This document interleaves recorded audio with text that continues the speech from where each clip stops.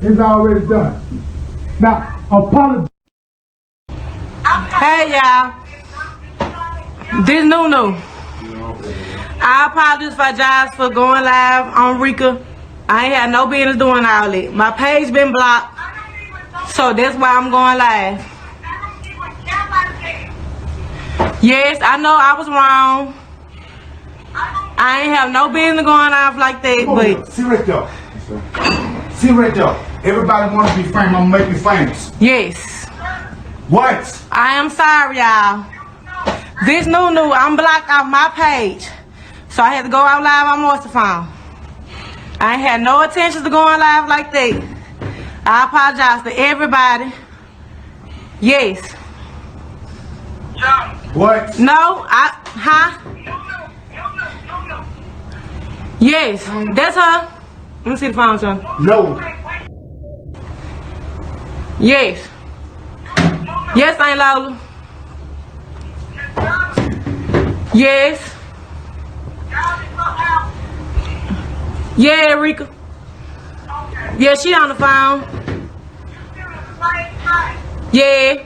Man, you think I'm worried about the police right now? Huh? You think I'm worried about the police right now? No. Tell you, I don't give a about no police, you heard? Mm-hmm.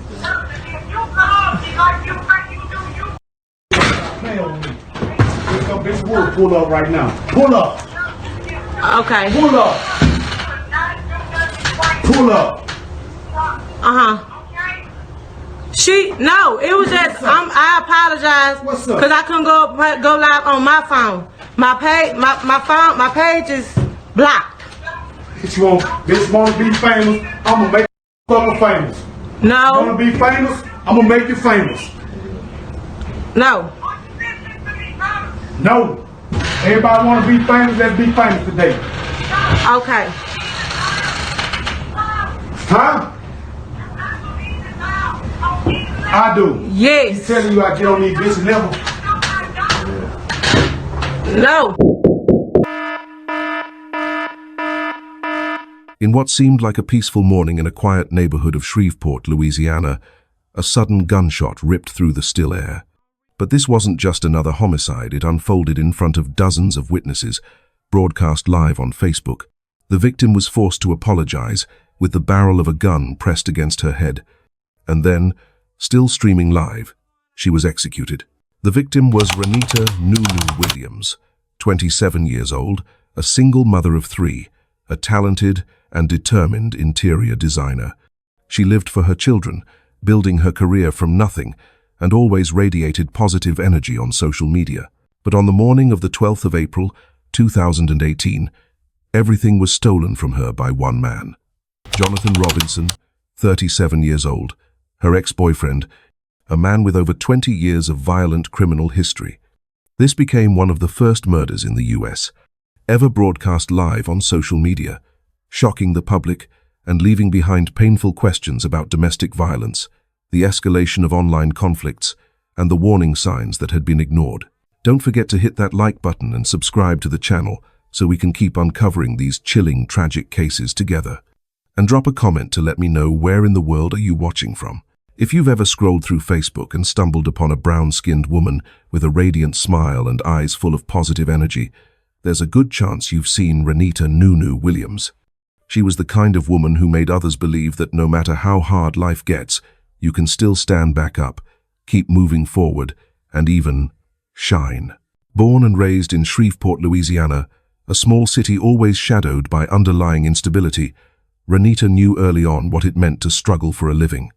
By 27, she was a devoted mother of 3. Jada, her sharp and spirited 3-year-old daughter, King, her playful and mischievous 6-year-old son, and Demaya, her 4-year-old baby girl who clung to her mother like a shadow. For Renita, her children were not just her joy, they were her reason to live. She balanced caring for her family with running her interior design business. Clients loved her not only for her ability to transform ordinary houses into warm, inviting spaces, but also for her dedication, attention to detail, and the way she inspired those around her. On social media, her Facebook page was a vibrant collection of before and after project photos, paired with motivational quotes that reflected her optimistic spirit and unshakable will. But behind the glow of a self-made woman was another story, one that even Renita likely never imagined would end in tragedy. In 2015, her life took a sharp turn when she met Jonathan Robinson. He was 10 years older, living in Houston, Texas, and in Renita's eyes at the time, Jonathan embodied the image of a seasoned, strong man, someone ready to protect her and her children. But behind the glow of a self-made woman was another story, one that even Renita likely never imagined would end in tragedy. In 2015, her life took a sharp turn when she met Jonathan Robinson. He was 10 years older, living in Houston, Texas, and in Renita's eyes at the time, Jonathan embodied the image of a seasoned, strong man, someone ready to protect her and her children. Worse still, Robinson maintained a long-term relationship with Sherikika Taylor. Instead of ending one relationship to commit fully to the other, he chose to keep both. With the toxic finesse of a manipulator, Robinson pitted Renita and Sherikika against each other, turning them into rivals in a twisted game where he always held the upper hand. For Renita, this might have seemed, at first, like just another challenge in love, something she believed she could overcome with patience. But in reality, it was the moment she unknowingly stepped into the crosshairs of a man whose need for control and ingrained violence ran deep. And from that moment on, the clock had already begun its silent countdown to the day of reckoning. Women are the winners. I ain't gonna say all men women. I'm gonna say me and my niggas winning though. The niggas out Okay, there, well 10 dudes winning. Okay. like a motherfucker. Oh, let them tell it. Yeah, we winning. Yeah, let y'all We tell it. don't know how to lose. We don't even take losses good. At nothing. I mean at nothing. But anyway, y'all know what it here for, women. We already know what it here for. What? Okay. Nothing. What? Exactly. To be nothing. unsaid. Nothing. To be untold. Exactly, nothing. To be untold. Fuck with a nigga out of 10 to. You done. Game fucking over. At first glance, Renita and Jonathan Robinson's relationship still held the appearance of calm. But those closest to her began to notice the small details, the faint cracks that only the observant could see. Robinson didn't just want to know where Renita was or what she was doing. He wanted to control her every breath. If her phone rang and she didn't answer immediately, a flurry of messages would follow rapid-fire questions, probing deeper, laced with accusations disguised as concern. Evenings that should have been Renita's time to unwind after a long day instead turned into drawn-out arguments, almost always rooted in Robinson's distrust. Sometimes, something as trivial as an offhand comment from another man on her Facebook post was enough to ignite his anger, sparking hours of accusations and interrogation. And as if to secure his claim, Robinson made it clear to friends and family that Renita was his. But for Sherikika Taylor, the woman who had been with Robinson for years, the narrative was entirely different. She saw Renita not as another chapter in Robinson's life, but as an intruder, a threat that needed to be removed. Instead of trying to resolve the tension between the two women, Robinson poured fuel on the fire. He would tell Sherikika stories about Renita, adding just enough detail to spark jealousy, then turn around and tell Renita that Sherikika was speaking badly about her. His goal was simple: keep them both locked in a cycle of rivalry, ensuring he remained in the position of power. On social media, the silent war started to spill into the open. Sarcastic status updates and cryptic lines, ones anyone who knew Renita could tell were aimed at Sherikika, began appearing more often. And from the other side, Sherikika had no problem firing back with pointed remarks of her own, drawing the attention of mutual friends and the wider online community. At first glance, Renita and Jonathan Robinson's relationship still held the appearance of calm. But those closest to her began to notice the small details, the faint cracks that only the observant could see. The silent war between Renita and Sherikika, fueled by Robinson's manipulations, quickly crossed the line from veiled jabs to a series of open, public blows on social media, all in plain view for anyone to watch. Every post became a battlefield, every comment a spark for the next round, as the conflict shifted from whispers in private to a spectacle played out before an online audience. Sherikika fired the first shot with a status that left little to the imagination. "Don't try to ruin someone else's happiness. One day you'll regret it." She didn't mention a name, but nobody had to guess who it was about. Renita wasn't the type to take a hit and stay quiet. She came back swinging almost immediately. "Don't play with me. I promise. You won't like the way I play back. It was no longer just simmering tension, it was a public challenge, and the whole online world was watching. Both women turned Facebook into a battlefield. Every post, every comment, every photo was like a blade aimed straight at the other. Followers began choosing sides, and what started as a personal feud became public entertainment, where anyone could weigh in. For Robinson, this was exactly what he wanted. He didn't try to put out the fire, he kept feeding it. Now and then, he'd send Renita screenshots of Sherikika's posts with sly prods. See that? She's disrespecting you. Then he'd go to Sherikika and whisper, Renita's still hung up on me. She's not letting go. These seemingly small, poisonous remarks mixed with wounded pride were enough to turn the two women into open rivals, determined to drag each other down in front of an audience. In early 2018, Renita made a decision she believed would put an end to everything, going live on Facebook to set the record straight. She wanted, once and for all, to expose what Sherikika had done and to make it clear that she no longer had any connection to Robinson. Renita had no idea that, hundreds of miles away, Robinson was sitting in Houston, eyes locked on the screen. Every word she spoke, every furrowed brow, every mocking laugh, cut into his already warped pride like a blade. To an ordinary person, it might have been nothing more than an online spat. But to Robinson, a man who had built his life on violence and control it, was a public humiliation, and he would not let it stand. From that moment, a plan began to take shape in his mind, one that would not stop at mere threats. On the morning of the 12th of April, 2018, Houston was still draped in a light mist. But inside his aunt's small house, Jonathan Robinson was already awake with one singular intention in mind: to kill Renita Williams. It wasn't a burst of rage. It wasn't a loss of control. It was a cold, calculated decision, forged in the hours after he watched her live stream the night before, a decision he had cradled like a weapon in the dark. He opened the cabinet and pulled out a semi-automatic handgun. That single motion alone was enough to signal that blood would be spilled. But Robinson didn't stop there. He drove to a local gun store, moving with the calm of a man who had already made peace with his decision. There, he purchased 40 rounds of ammunition, 40 bullets, for one woman, and, if necessary, for anyone who dared stand in his way. Placing the gun on the passenger seat, Robinson started the engine. Ahead of him lay 400 miles of highway from Houston to Shreveport. 6 hours of driving time that, for most people, might cool their anger, give them space to reconsider. But for Robinson, it was the opposite. 6 hours to feed the hatred. 6 hours to rehearse every detail of the punishment he was about to carry out. And with each passing mile, the plan in his mind became sharper and deadlier. By late morning, he turned onto 1301 Natalie Street, Renita's mother's house. Without so much as a knock, Robinson kicked the door open. Inside, Renita's mother, Anita, froze in shock as he stormed in with a gun in his hand. At that same moment, Renita and her brother were forced backward, deeper into the house, trapped in the small space where danger had just burst through the front door. Robinson leveled the gun at Renita, his voice cold as ice. "You're going to apologize, and the whole world is going to hear it." He was go. The air inside the house turned thick, suffocating.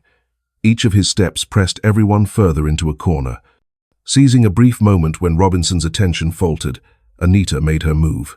She bolted for the door, heart pounding, legs trembling, and sprinted to the neighbor's house. Her hands shook violently as she dialed 911, her voice breaking into a scream. "He's got my daughter in the house. He's got a gun.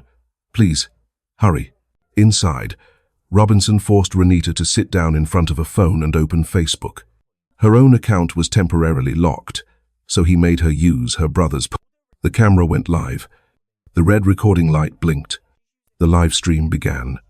Renita stared into the lens, her eyes a mix of fear and hopelessness. Her voice trembled as she spoke. Hey, y'all. This Nunu. I apologize for going live on Rika. I ain't had no business doing all that. My page been blocked, so that's why I'm going live. Yes, I know I was wrong. I ain't have no business going off like that, but See right there. See right there. Everybody want to be famous. I'm gonna make you famous. yes. What? I am sorry, y'all. This new, I'm blocked off my page. So I had to go out live on Morsephone. I ain't had no intentions of going live like that. I apologize to everybody. Yes. What? No, Yes, that's her. Let me see the phone, son. No. Yes. Yes, Aunt Lola. Yes. Yeah, Rika. Yeah, she on the phone. Yeah. You think I'm worried about the police right now? Huh? You think I'm worried about the police right now? No. Tell you, I don't give a about no police, you heard? Mm-hmm.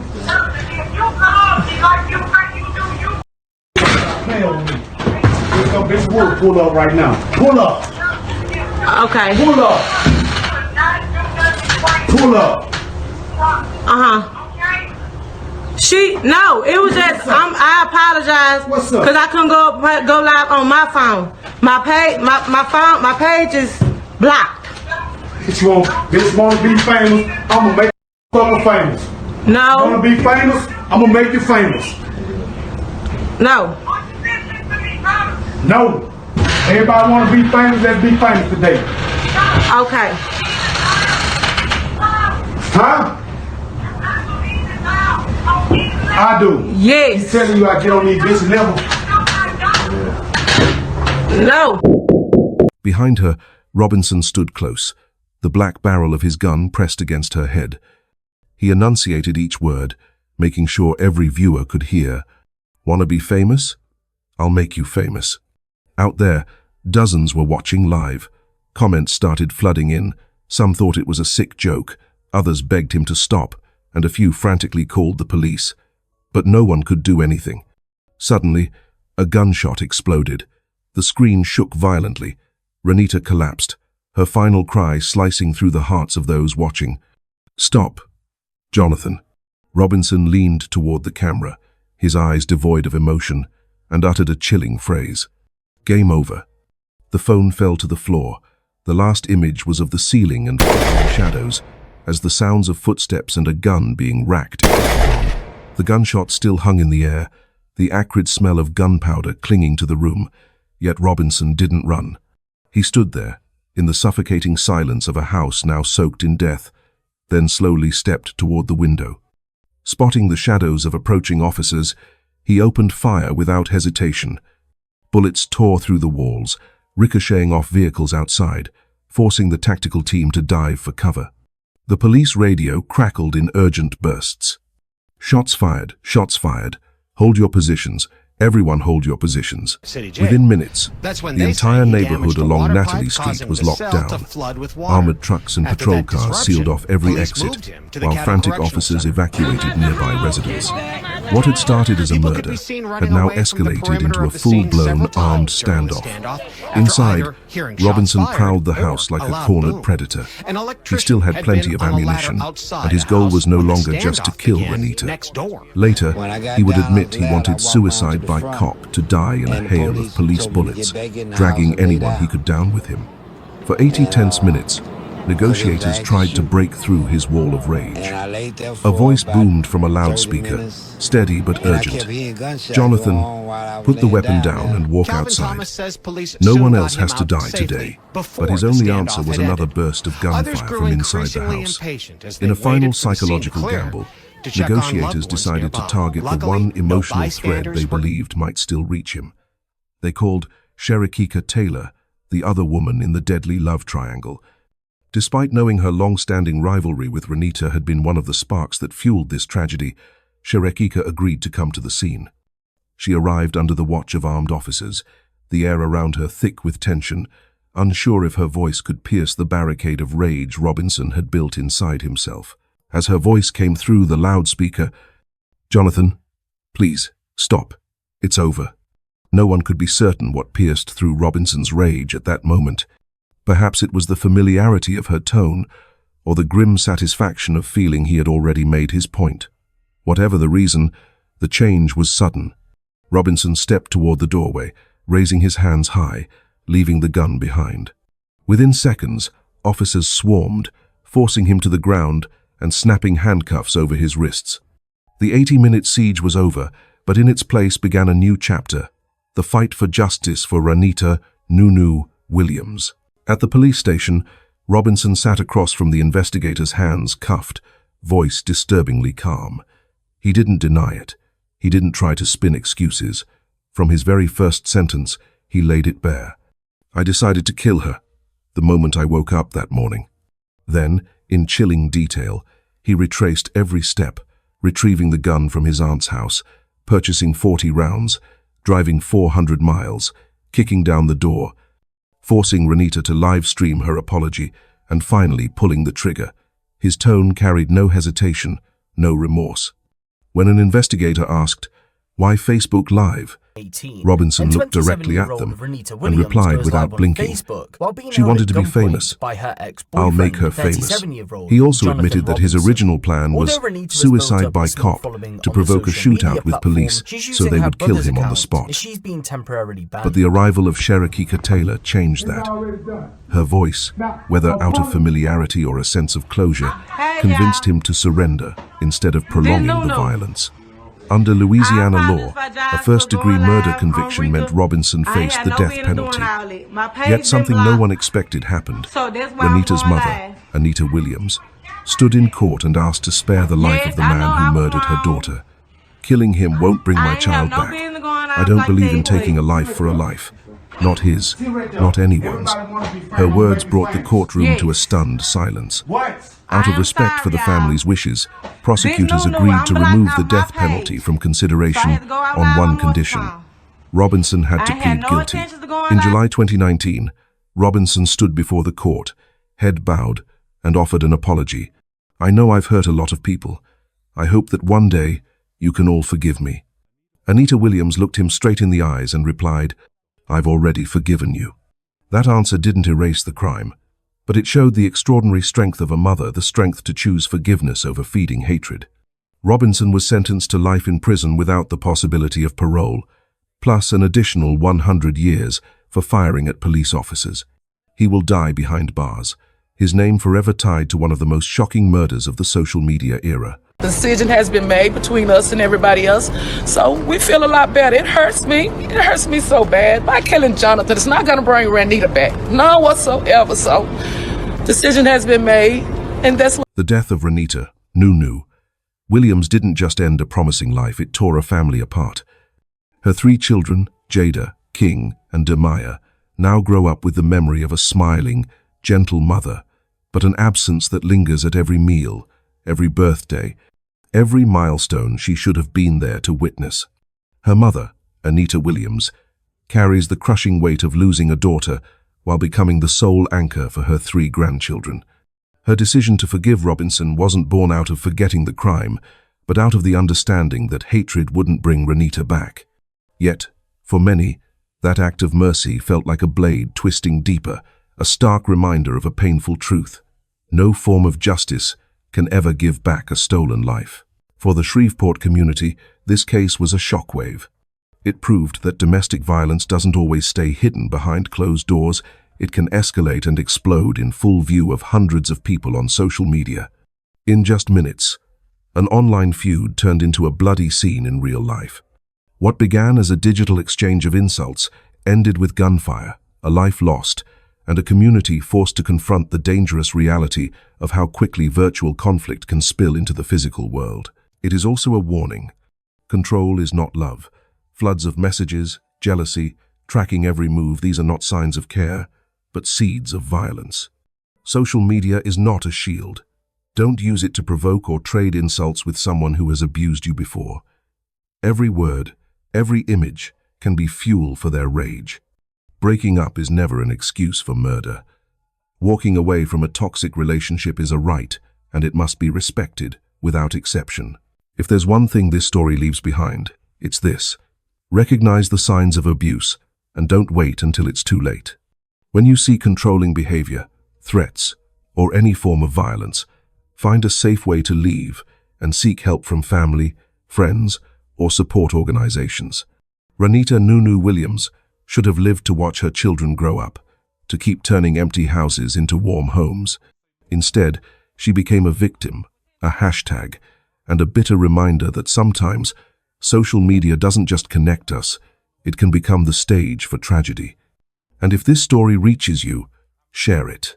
Because maybe, just maybe, a single video, a warning, could save someone from becoming the next Ranita.